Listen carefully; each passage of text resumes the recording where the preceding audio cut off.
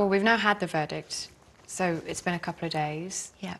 Give me your reaction. How do you feel about it? I'm really disappointed.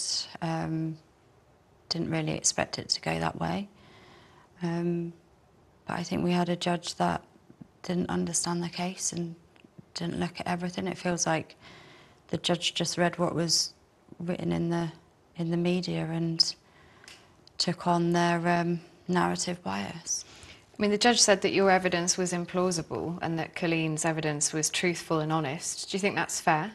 No, I don't agree with that at all. I think, you know, I went into court telling the truth and, you know, and if that is what happens to someone that goes into court and explains certain things and explains their side of the story, I felt like I was on trial for doing the most horrendous things. The judge in the end found that because you had leaked stories or given stories to the press before, that she was fairly certain that she was happy that there had been no libel. Do you think that that's a fair judgment? First of all, I have never given stories to the press. I've never leaked stories on anyone. Yeah, there are a few messages that read differently, but I think if you looked at anyone's messages out of context, without knowing the tone of two people, they can be interpreted in completely different ways. There's some things that I'm not proud of, but there's absolutely, without any shadow of a doubt, I never leaked any stories on Coleen Rooney.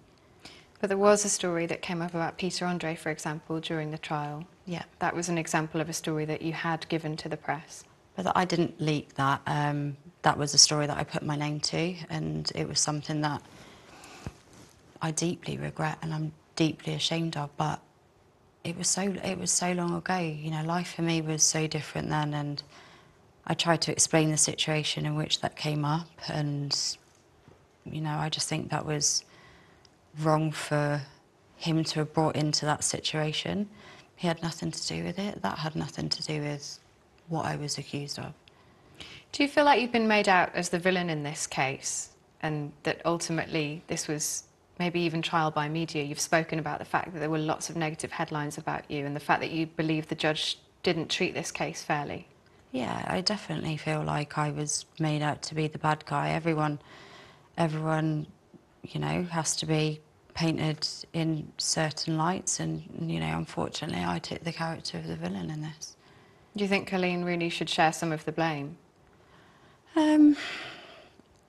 Look, I think she did what she did, and, you know, she did it for her reasons. I think it was terribly timed. I think it was quite cruel and quite unkind, but she did what she did, and I just wish that, you know, she would have given me the opportunity at the time to have a conversation with her, to, you know, deal with it privately and discuss certain things without putting stuff out there to the media. She knew what was going to happen off the back of it.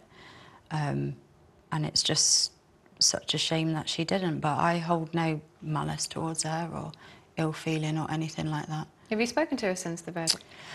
I haven't spoken to her. I made an attempt to contact her in November of last year in a private message, and she didn't respond to it. She just gave that straight to the lawyers. What did you say to her in that message? Just basically said, you know, I didn't do it. We can still sort this out. You know, we could have sorted it then, and we still can. Because her team say that they did give you opportunities to withdraw, essentially to stop this from going as far as it did, and that you chose not to do that. If that's their version of events, I wouldn't class that as any form of olive branches or settlement. I mean, I think that any suggestions like that, you can't enter into settlement negotiations with people that are being aggressive and trying to offer settlement, basically saying that I accepted blame anyway. So to me, that is not the way it went at all. Do you think there's any blame in this that you should accept? Do you think there's any part of it that you should hold your hands up and say, you know what, yeah, there was something that happened here that wasn't quite right? No, because I didn't do anything wrong, and I didn't do it. You know, there's lots of people that probably have given stories. You know, I still see lots of different things in the media about her, and, you know, I feel like I was enemy number one and target number one, because there's still stories running all the time. Do you think that part of this is about the fact that maybe you were aware, or you may even have had an inkling, even if you weren't fully aware, that stories were being sold because of access that you had, or stories were being given because of access that you had? I didn't even think about it in any way like that at the time. It was, people have conversations unknowingly and, you know, unintentionally talking about other people, and it wasn't something that crossed my mind at that time. You know, it was conversations that people were having in passing, and there was lots of different people having conversations about them at that time, so I didn't see why I was any different.